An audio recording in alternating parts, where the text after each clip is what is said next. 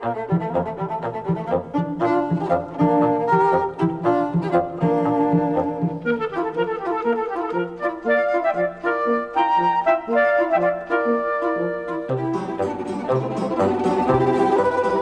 everybody to this virtual tour of the birthplace of Bromley's most famous son, H.G. Wells. We will hear in his own words about his early life, his impressions of the town and his experiences.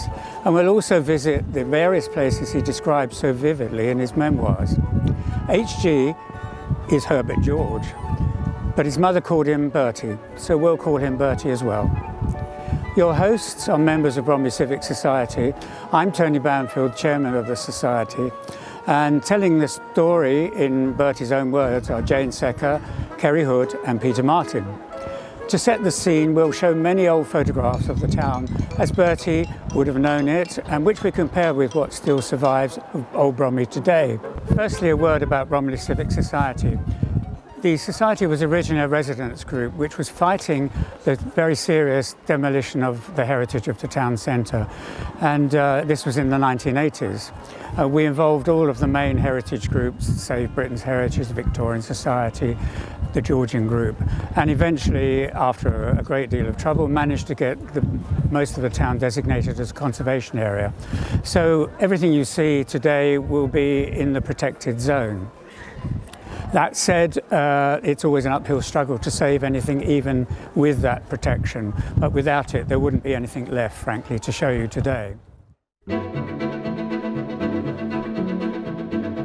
Now, we've done this walk many times for members of the public, but the present COVID situation has obviously made us think we've got to find other ways, and so we're exploring the virtual world, and we're very lucky to have a professional filmmaker, Mihai Andre, to act as our director and filmmaker, and also he's a local resident, which makes it much more appropriate.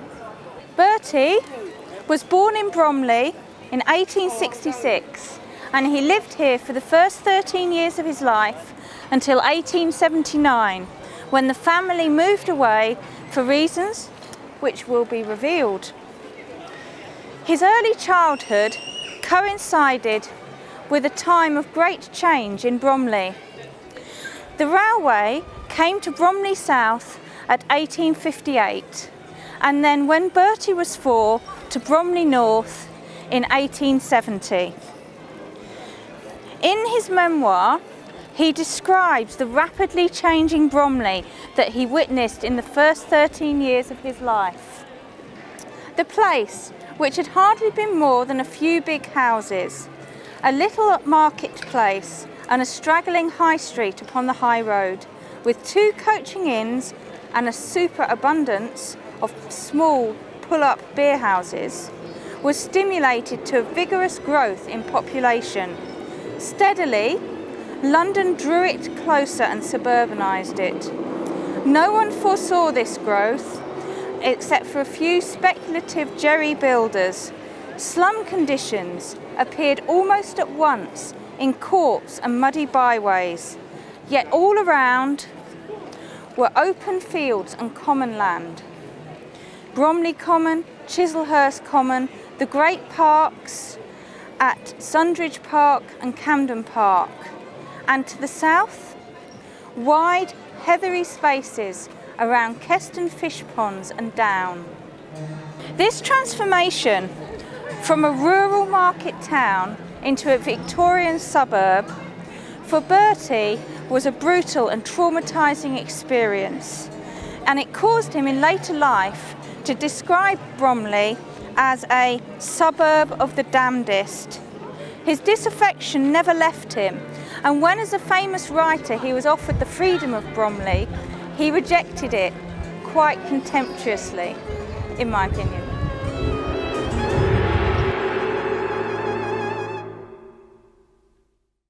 Before I start, just let me say this, I'm not dressed as Bertie. Bertie was a socialist. He hated top hats and things like this. He was the modern man of his time. Let me say, he was born in 1866 and number 47 the High Street, just here. And in his own words, describing the place where he was born, the house in which this little boy ran about, clattering up and down the uncarpeted stairs, bawling, was one of a row of badly built houses upon a narrow section of the high street. In front, upon the ground floor, was the shop filled with crockery, china, glassware and a special line of goods, cricket bats, balls, stumps, nets and other cricket material, because his father was a professional cricketer. It was called Atlas House because of a figure of Atlas bearing a lamp instead of the world in the shop window. He describes a murderously narrow staircase with a twist in it led downstairs from the shop to a completely subterranean kitchen lit by a window which derived its light from a grating on the street level. The room was dark and intermittently darker because of the skirts and feet going by over the grating. So they spent most of their time down there. There was a boundary wall separating us from the much larger yard and sheds of Mr. Covell the butcher, in which pigs, sheep and horned cattle were harboured violently and protested plaintively through the night before they were slaughtered. Some were recalcitrant and had to be treated accordingly. There was an element of rodeo about Covell's yard.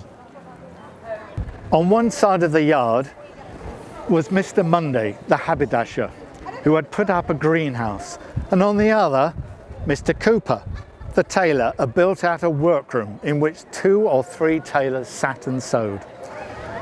The unbricked part of our yard had a flower bed in which my father had planted a bush of weigela.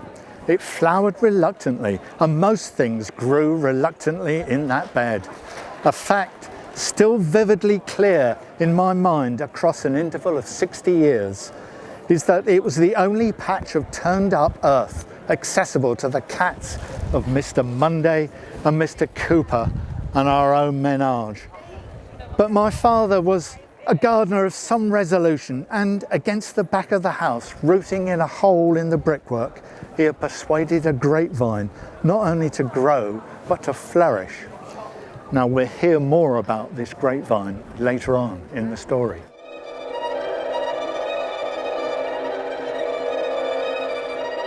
The house was infested with bugs.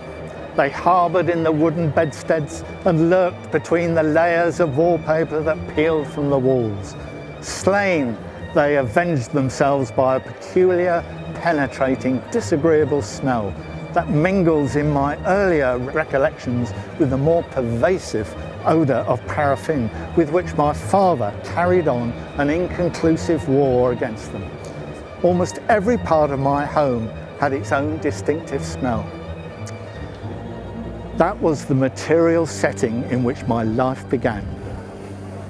Opposite Atlas House, which was over here, was the backside of a row of buildings where I am standing now, fronting the west side of Market Square. This was known as the Middle Row. What had been a narrow alley behind the Middle Row was widened in 1832 to ease the traffic congestion through the square.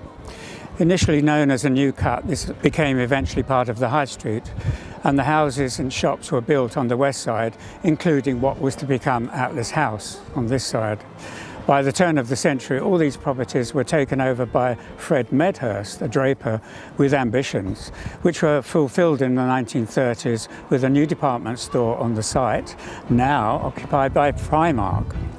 The Medhurst name is still proudly displayed high above the entrance. Looking further into Market Square, we see the town hall built in 1863, 3 years before Bertie was born, at the expense of the Lord of the Manor, Cole's child. He was a coal merchant who, in true Victorian ethos of social advancement, brought Bromley Palace from the Diocese of Rochester and all the manorial lands that went with it, and became the new Lord of the Manor. Thus ended 1,000 years of occupancy by successive bishops of Rochester at Bromley Palace. As a principal benefactor, he built the new town hall in Market Square, around which the Thursday market was arranged.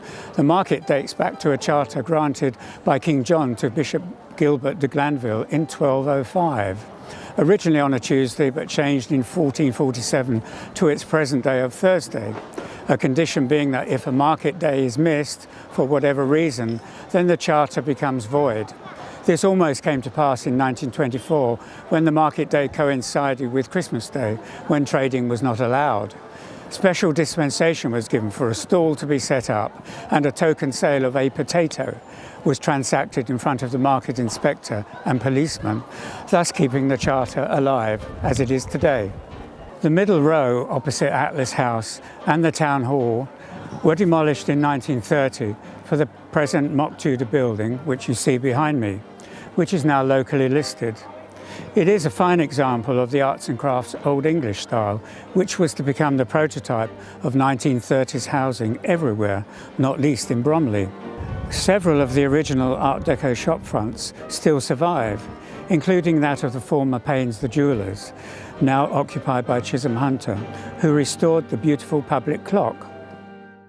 Buildings from the 1880s represent the growing ambition of the town and civic pride, and the ambition of its traders anxious to impress with their new buildings. The earliest is on the corner of Widmore Road. Built in 1883 by Herbert Collins, this draper, whose claim to fame was that he dispensed with the old method of credit and he took cash, which he claimed kept prices down. He also introduced the notion of window shopping with large, elegant glass plates that faced onto the square. And it was the local butchers who vied for first place. Most notable is Covell and Harris, their new 1883 premises on the site of the old one which so blighted Bertie's childhood with its backyard slaughtering. This is now HSBC Bank, designed in the arts and crafts Queen Anne style, incorporating sculpted animals and figures to great effect. It is now Grade 2 listed. Comparison of the two buildings graphically illustrates the rapid change of fortune in the 1880s.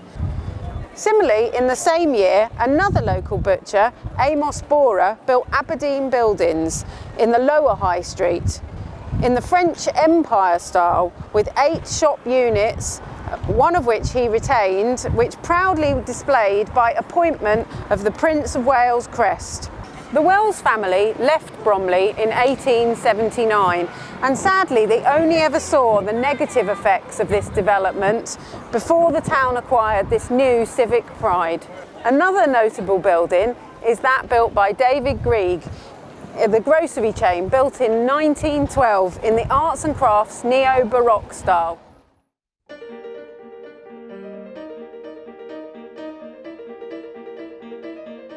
Side of the square is the Darwin Tree of Life mural, commissioned by the council and exquisitely painted by the artist Bruce Williams in 2008. It replaced a mural by Brian Barnes commemorating H.G. Wells himself. And amusingly, it featured one of the tripods from War of the Worlds standing astride the old brick town hall in Market Square, and also included the novelist Rebecca West, with whom he had a long-standing relationship, although it ended in acrimony. The newer Darwin mural does pay some homage to H.G. Wells, and his portrait is in the corner at the side. Charles Darwin died in 1882 when Bertie was 16.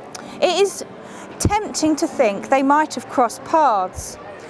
Bertie was later lectured by T.H. Huxley, affectionately known as Darwin's Bulldog, at what is now Imperial College in 1884. The concept of evolution features in some of Bertie's novels, most notably The Time Machine. Beneath the mural is the new town pump, dating from 1863. It originally stood at the corner of the old brick town hall at the approximate site of Barclays Bank.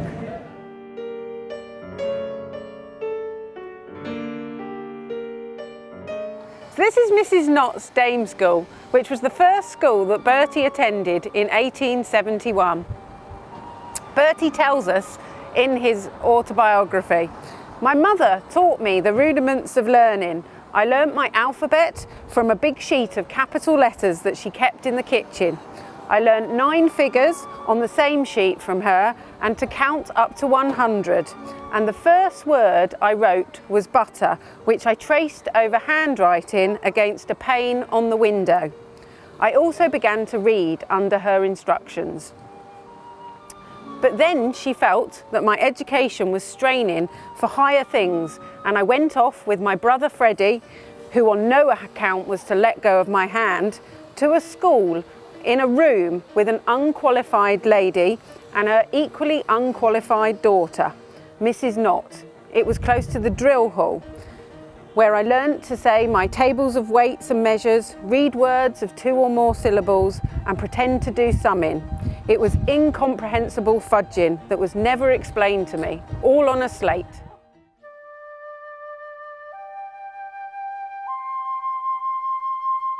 Here we see the parish church of St Peter and St Paul. The church tower dates from around 1400 and is all that survived the bombing raid in 1941. The explanation for the curious kink in the road is that the original church occupied what is now the open space and garden. Bertie's sister was buried in the churchyard. Inside the rebuilt church is also the gravestone of Elizabeth Johnson, wife of the 18th century lexicographer Samuel Johnson. Apart from the original tower, some interesting fragments of the medieval church can be seen randomly embedded in outer walls of the new building, most notably 2 medieval green man faces with their unmistakable foliage eyebrows and beards. From the 13th century, churches were encouraged to incorporate some pagan imagery on the basis, if you can't beat them, join them. Opposite the church is Kingston Cottages, built in the 1870s, which Bertie would have known and probably considered as some of the jerry-built housing he deplored. Some much older, picturesque houses next door were swept away in the 1960s building boom for the present St Paul's Square estate. Opposite is the former entrance to Church House, the grounds of which are now public ornamental gardens. The historic house, which Bertie would also have known, was sadly destroyed in the 1941 bombing raid, along with the church.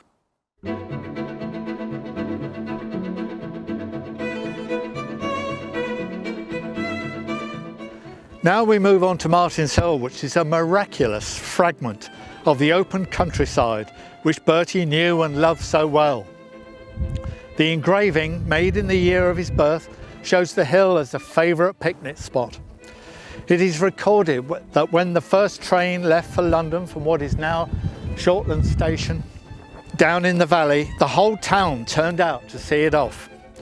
Martin's Hill is also the last place where we can see colonies of the broom, the once prolific broom scrub, from which the town takes its name. The name Bromley comes from the Anglo-Saxon word Bromleyag, which literally means broom meadow. Bertie describes wandering out here by himself as a 6-year-old and imagining great battles taking place just here. He says, Martin's Hill indeed is one of the great battlegrounds of history. Scores of times the enemy skirmishers have come across those levels, followed by the successive waves of the infantry attack, while I, outnumbered 5 to 1, manoeuvred my guns around. The guns I'd refrained so grimly from using too soon, in spite of the threat to my centre, to enfilade them. Suddenly, from the curving slopes towards Beckenham, crash came the first shell, and then crash and crash. They were mown down by the thousand. They straggled up the steep slopes, wavering. Then came the shattering counter-attack, and I and my cavalry swept the broken masses away towards Croydon, pressed them ruthlessly through a night of slaughter onto the pitiful surrender of the remnant at dawn by Keston fish ponds. He obviously had a great imagination. And there were real battles as well with the boys from the National School. Bertie went to Morley's Academy, a private school in the High Street for boys between 7 and 15. He says there was a continual bickering between us and the boys of the National School. Bickering which rose occasionally to the level of a pitched battle with staves and sticks upon Martin's Hill, at that time a waste and now a trim recreation ground. For some unknown reason we were called Morley's Bulldogs, and at the elementary school boys were called, by us at any rate, Bromley Water Rats and Cads. When Bertie was 12 years old, there came the shock news that his beloved Martin's Hill was up for sale as building land for more large Victorian villas that were being constructed following the coming of the railway. The townsfolk were outraged, and a famous anonymous verse appeared in the local press reading, "On this the people's piece of land, may the builder never ply his skill, may never his innovating hand deprive the town of Martin's Hill." In an early example of crowdfunding, the town raised £2,000 and persuaded the church commissioners to drop their asking price from £4,000. The hill was saved, and in 1878 became the first public park in Bromley. The lower slopes and Queen's Mead were added in 1887, commemorating Queen Victoria's Golden Jubilee, as inscribed on the drinking fountain that's now on Queen's Mead. In Bertie's time, this view would have been largely rural. Early 1870s Bromley had not yet been suburbanised, but was just starting. On the horizon there would have been the astonishing Crystal Palace. Relocated from Hyde Park in 1856, it would have been a familiar view to young Bertie. He would have just taken it for granted. But it was an amazing building and unique for its time. Compared with other large buildings of the age, cathedrals like Palace of Westminster, St Paul's, it was ultra-modern, made entirely of glass, which together with its contents represented the new world, a promising world of new technology. Now, he was a frequent visitor to the palace with his mother. He refers to the plaster casts of Greek statuary that were displayed there that gave him his first inklings of desire.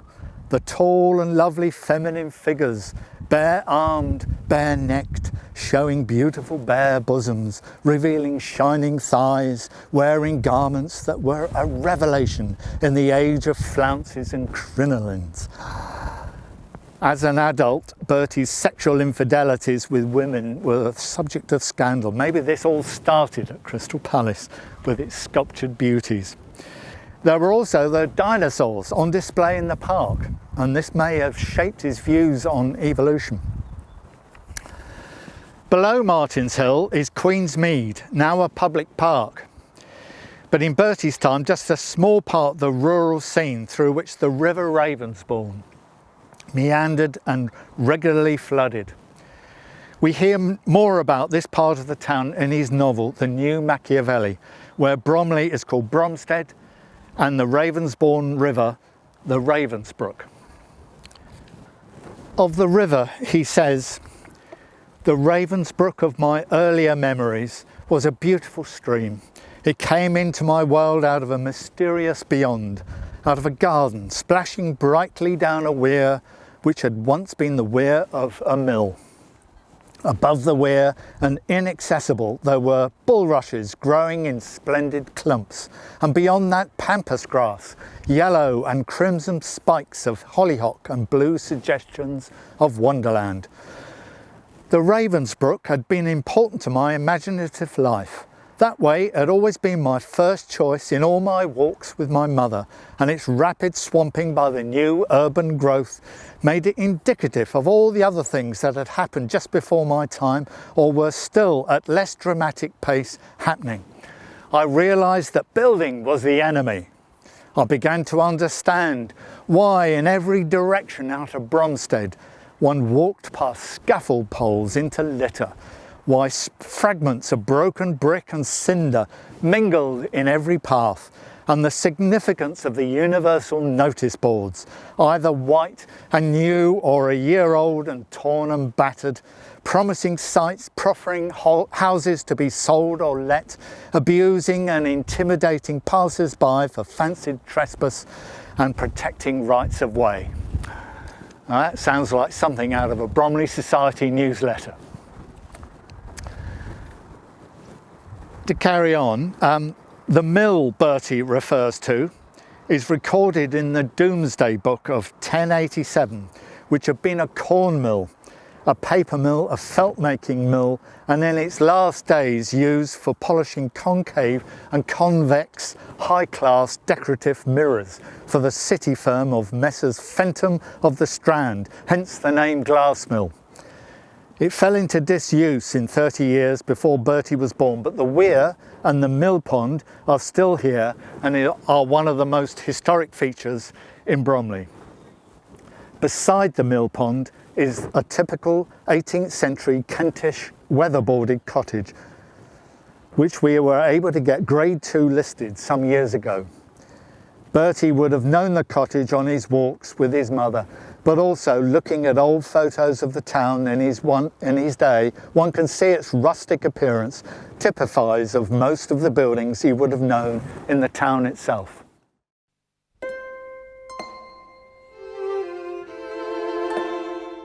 Moving back into the High Street, we come to the Grade 2 listed Royal Bell Hotel, which was built in 1898 and is a splendid example of late Victorian arts and crafts design by the architect Ernest Newton. This replaced the famous hostelry, which Bertie knew well, and which gets a mention in Jane Austen's Pride and Prejudice, when Elizabeth Bennet is staying at Rosings, a grand house Jane Austen suggests is near Westerham, and is asked by the imperious Lady Catherine de Bourgh, "Where will you change horses?"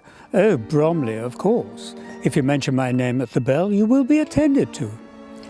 Certainly Jane Austen knew the Royal Bell and would have changed horses to and from visits to her uncle in Sevenoaks and probably also her brother at Godmersham. Mrs Sutton, who ran the Bell in Bertie's time, and her son were to play a key role in Bertie's life when he broke his leg on the White Hart cricket field, about which we will hear more later.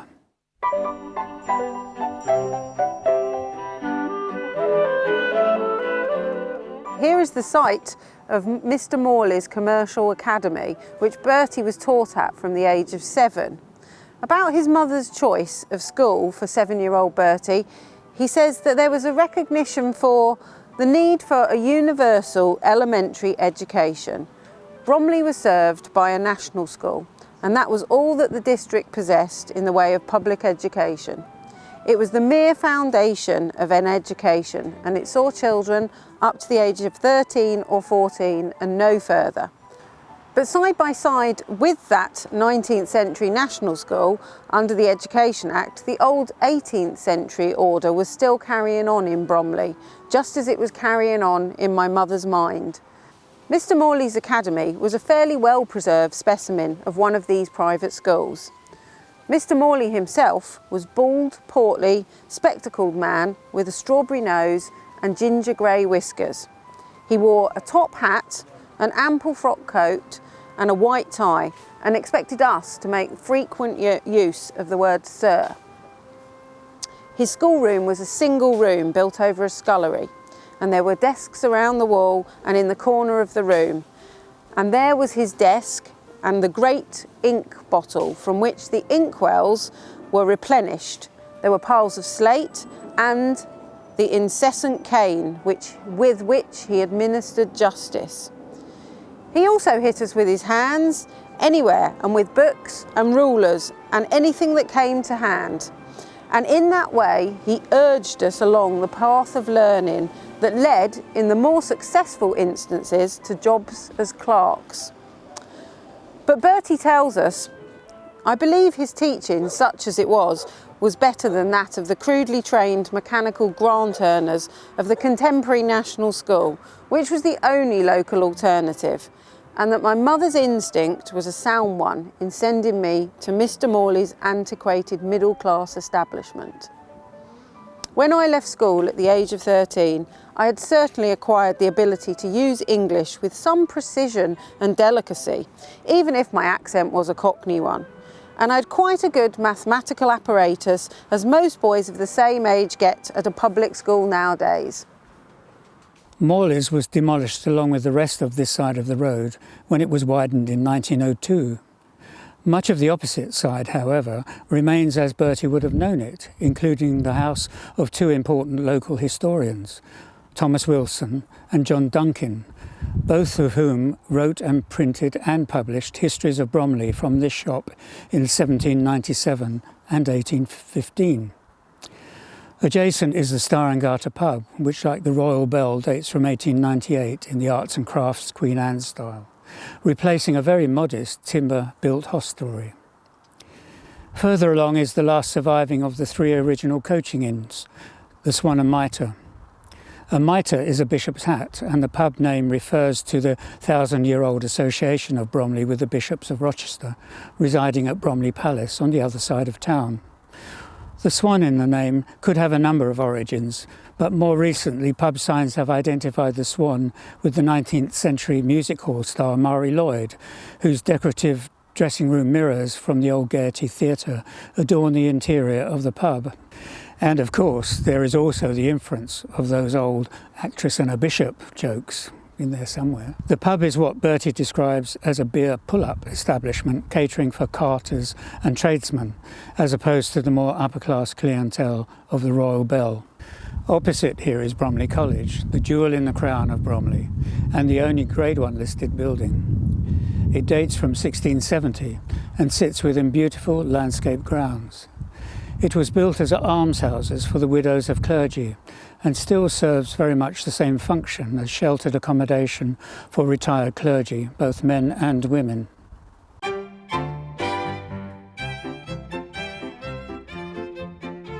We move on now into College Slip, which is one of the few remaining medieval slips or passageways which penetrate the high street between buildings. Here is the 18th century seedsman's cottage, which served the field beyond, which was leased out by the college and known to be the second oldest working nursery in Greater London. It was finally closed in 1987 by the council, and College Green was created in its place. So here we are in the nursery field, which is now a public park, renamed College Green. And it's looked after by the Green Gym, which is a local volunteer group for gardening and exercise. In 2017, the Green was remodelled by the council in collaboration with the Friends, which opened up historic views of Bromley College and reclaimed an ancient black mulberry tree which had been covered by undergrowth. It is one of 3 mulberry trees planted by the college here and in the college grounds in around 1720, and it still fruits in the summer. To celebrate the college and the nursery rhyme, Here We Go Round the Mulberry Bush, the Friends created a circular flower bed around it, with plants known at the time the college was built in 1670. One of these, appropriately named Bishop's Hat, has leaves in the shape of a bishop's mitre. This is the site of Bromley's National School, now as you can see occupied by the Methodist Church. In Bertie's biography he reminisces about his school days and about how much his mother did not want to send him to that school. He said, "I was never to mix with common children. They might teach me naughty words." He went on to say about Bromley schools, "The locality had no public provision for technical education or the development of artistic or scientific ability whatsoever. Even that much of a general education had been achieved against considerable resistance. There was a strong objection in those days to the use of public funds for other people's children. I think it was a very lucky thing for me personally that I acquired this much class feeling." The very young Bertie would have known the area around the National School as open fields. But by the time he was 11, he had to witness them being torn up for housing development as we see it today, to his great dismay. The area was being laid out as New Bromley, with the first commuter housing, 1870s to 1880s, and the first housing for the lower middle classes, e.g. for shop assistants working in the big department stores in central London. Many of the families here had lodgers and even live-in maids and servants, usually young girls and boys. The smaller houses were clustered in North and West Streets on the line of old footpaths with grand additions along Tweedy and Widmore Roads and beyond. Further along in North Street, we can see the old stables and bakehouse that served the Co-op in East Street. These were converted in 1938 for use as the Bromley Little Theatre, which is still going strong. On the corner of North and East Street is the Railway Tavern, built in 1879 for the brewery Nader and Collier, whose name is preserved in the brickwork on the north elevation. It is an earlier example of the arts and crafts style than the Star and Garter and features decorative faience tile work on the exterior. It has a labyrinth of rooms and bars on the ground floor, reflecting all the class divisions of the time. Opposite, we see Bromley North Station, built in 1928, replacing the old wooden building of 1870, which Bertie would have known. The present building is Grade 2 listed and a perfect example of a child's toy train station, complete with a green copper domed cupola complementing other similar domes on the nearby Town Hall, Old Library and former Magistrate Court.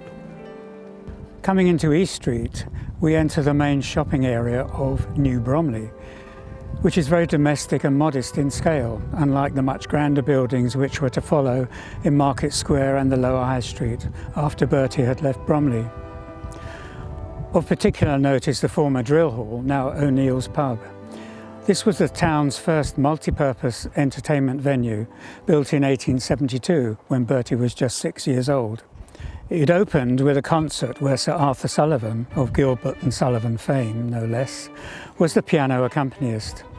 It must have been a major event in the town, which the Wells family might well have attended. The hall was also used for banquets, exhibitions and balls, as well as doubling up as a drill hall for the 18th Kent Volunteer Rifles Brigade. The present use as a pub retains the original utilitarian open space aspect of the building, which is now locally listed. It was here that the unsuspecting recruits for the First World War assembled before being shipped off to the front. Many of their names are recorded on the beautiful war memorial erected on Martin's Hill in 1926. At the corner of East Street and Market Square, we find the former local board offices, the forerunner of the Urban District Council and the place where local democracy was first established in 1872. From the outside it looks like a large house, but behind the bay window a large meeting room extends the full depth of the building. So entering Queen's Gardens with the roaring traffic of Kentish Way, it is hard to imagine the rural scene which the whole area presented in Bertie's time, and until recently, until 1987. Kentish Way was constructed along the line of Love Lane, an ancient footpath, which Bertie knew and which would have been used on those walks as a child with his mother. In Bertie's time, Queen's Gardens was known as the White Hart Cricket Field, taking its name from the White Hart Inn, an 18th century coaching inn, which backed onto here from the High Street that was just over there, where the horses serving the coaching trade were grazed. The inn was the heart and soul of Bromley in Bertie's time and in living memory. It was cruelly demolished in 1964, despite it being listed. It was replaced by a much despised brutalist building by the architect Owen Luder, 20 years before our successful campaign to designate what's left of this historic town as a conservation area. So, welcome to Queen's Gardens. It was set out as a park in 1897 when the Lord of the Manor, Cole's Child Jr., the first Baronet of Bromley Palace, donated the land to the town on the occasion of Queen Victoria's Jubilee and on condition that it was laid out as a public garden. Previously, it was land used as the town field just to the east of Market Square and formed part of the farmland belonging to Bromley Palace, which is now the Civic Centre. It stretched from the White Hart over to the High Street and all the way to Widmore Green, right over there. Cricket was played on the field here by members of Bromley Cricket Club. It was established in the early 19th century. Club members are pictured here on White Hart Field. In the earliest known photograph in 1867, which does not show H.G. Wells' father, Joseph Wells, who was nevertheless credited with reviving the fortunes of the club, along with the local policeman shown here seated with a bat. As we have said, Bertie's father was a professional cricket player, playing for West Kent Club from 1857 to 1869, and he bowled for the County of Kent in 1862 and 1863. On June the 26th, 1862, he clean bowled 4 Sussex batsmen in 4 successive balls, a feat not hitherto recorded in county cricket. Writing about his father, Bertie tells us, "I know very little about the realities of my father's life at this time. He had a kind of attractiveness for women. I think he was aware of it, but I do not know whether he ever went further along the line of unfaithfulness than a light flirtation. In Bromley, at any rate, I should certainly have learnt from my schoolfellows of any scandal or scandalous suspicion." He then goes on to tell us, "My mother used to accuse my father of neglecting the shop for cricket, but essentially it was through playing cricket that the finances of the shop was propped up for many years." Bertie tells us more about his father. "He was never really interested in the crockery trade and sold little, I think, but jam pots and preserving jars to the gentlemen's houses round about, and occasional bedroom sets and tea sets, table glass and replacements. But he developed his youthful ability to play cricket, and that he had kept alive as a professional bowler and cricket instructor in the neighbourhood." The cricket ground was quite significant in Bertie's life because it's where he suffered a broken leg, which was to shape his life quite monumentally. He writes, "My leg was broken for me when I was between 7 and 8, and I am alive today and writing this autobiography instead of being a worn-out, dismissed and already dead shop assistant because my leg was broken." The agent of good fortune was young Sutton, the grown-up son of the landlord of the Bell, which we visited earlier. I was playing outside the scoring tent in the cricket field, and in all friendliness he picked me up and he tossed me in the air and he said, "Whose little kid are you?" And I wriggled and he missed his hold on me and I snapped my tibia across a tent peg. Bertie goes on to say, "For some weeks I found myself enthroned on the sofa in the parlour as the most important thing in the house, consuming unheard of jellies, fruits, brawn and chicken, sent with endless apologies on behalf of her son by Mrs. Sutton. And I could demand and have a fair chance of anything that came into my head, books, paper, pencils, toys, but particularly books." The autobiography tells us of many, many books that Bertie read during his recuperation and how through these books he travelled the world and he became inspired with his reading to write. But it was another broken leg, this time his father's, that was also significant at Bertie's life at a later point, and it ultimately led to the family leaving Bromley, as he tells us. Another almost as important event was the breaking of my father's leg in 1877, which made the dissolution of our home inevitable. He set himself to prune the grapevine one Sunday in October and resolved to make a job of it and get to the highest shoots. He poised a ladder on a bench and he came a cropper.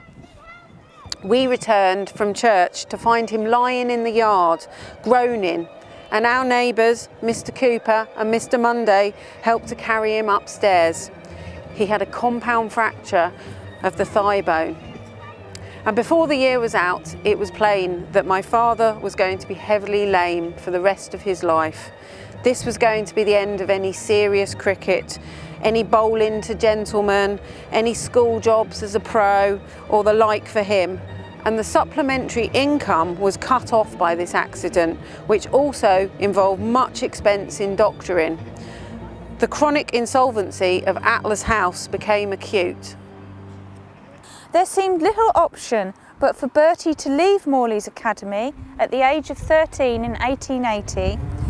His mother decided that a Bromley shop was no longer a suitable soil in which to pop me in order to grow up the perfect draper. She did not like to send me away where there was no one to look after me, for she knew that there are dangers that waylay the young who are not supervised. So she found a hasty solution to her problem by sending me on trial with view of apprenticeship to Rogers and Denyer of Windsor, opposite the castle. Very nice. Now it was my turn to put the things away, put the books away, give up drawing and painting and every sort of free delight, to stop writing stories and imitations of Punch, give up all vain hopes and dreams, and serve an employer. So just to finish with an anecdote that we learnt from a member of the H.G. Wells Society, as we've heard about the departure from Bromley of H.G. Wells, and it was a consequence of his father's broken leg. However, we understand there's another story about how Bertie's father came to break his leg. And it was related to a point you made earlier, when you told us that he had a kind of attractiveness for women. And I think he was unaware of it, but I do not know if it ever went any further than a light flirtation. Anyway, the alternative story goes that in fact his father was surprised with a lady when Bertie and his mother returned from church, and it was his haste to escort her over the back wall that in fact led to his broken leg. But I suspect that is another story. So there we have it. Our walk ends here, but for Bertie, of course, it was just a beginning. We've heard the story of his early years in Victorian Bromley, a story of 2 broken legs, infidelity alleged, sexual awakenings, fights and battles, real and imagined. We hope you've enjoyed the view of Bromley as H.G. Wells knew it, as well as appreciating some of the historic character of the town.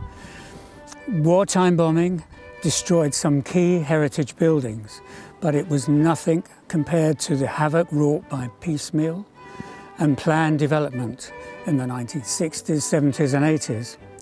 It is only due to the successful campaign by local people for a designation of a conservation area in 1987 that we have been able to save what is left of the character of Old Bromley. But it's an uphill struggle, so your support would be welcome. We normally pass the hat round at this point. Instead, look out for a Just Giving link at the end of the video or in the comments box if you're watching on a computer. We would appreciate a donation.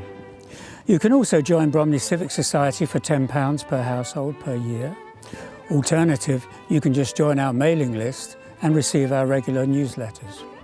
Thank you everyone for coming on our virtual walk.